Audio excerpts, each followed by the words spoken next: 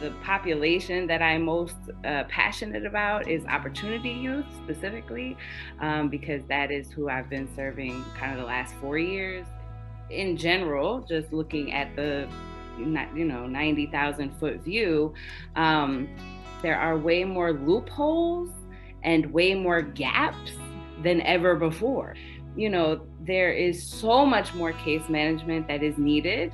There is so much more mental health that is needed, to be addressed. There is more, kind of chaos because things aren't necessarily connecting the way they used to, right? Certain supports have been pulled out of a system. So then that system like either falls or it topples and tries to, come back together, but in a really funky way that sometimes doesn't serve efficiently or at all in some cases, right? And so that's kind of what COVID has disrupted, the continuum of support services. Right. And so, yes, I feel that on the sidewalk. I feel that, on my text messages, with young people that I do mentor from years ago. I might have met them 10 years ago and I still mentor them now. That is what I'm finding. And so then it requires a specialized approach to case management. It requires a creative approach to case management and to getting folks' needs met. So last April, when it came to go in the house, was the instruction, right? Go in the house. Everybody needs to go inside.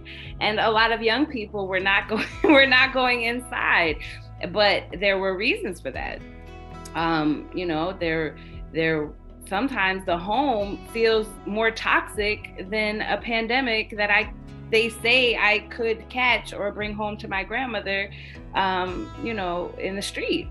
And this invisible thing that they say is going to get me in the street. But depending on my home, I would rather be outside. And so that was something that kind of had to be addressed very one-on-one. There was also a lot of misinformation with young people, like calling COVID-19 fake and it's only for old people. I can't get it. And, and that speaks to the trust between young people and adults. We have so many kinds of young people, and we do need to seek to understand the roots underneath their behaviors, because those were totally exasperated during COVID. And whether that was they themselves being scared and shaken up by the chaotic nature of the society, or their parents and that mental health trickling down. We don't know what they were witnessing. We don't know why they're outside and refuse to go inside.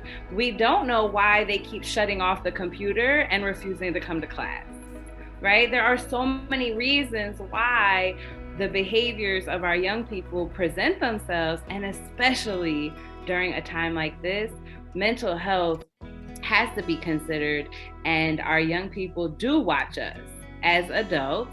And so when we are suffering with our own mental health, going through a pandemic ourselves, we cannot ignore the 3-year-old who is feeling that mommy is stressed. We need to, as adults in the society, definitely in general, I talk about this a lot, but it's super important during COVID, to seek to understand what's underneath the behaviors of our young people, and to give them space to express themselves, to then heal, so that they are able to thrive, and to not judge them, to not vilify them and think that their behaviors are just because they're being bad.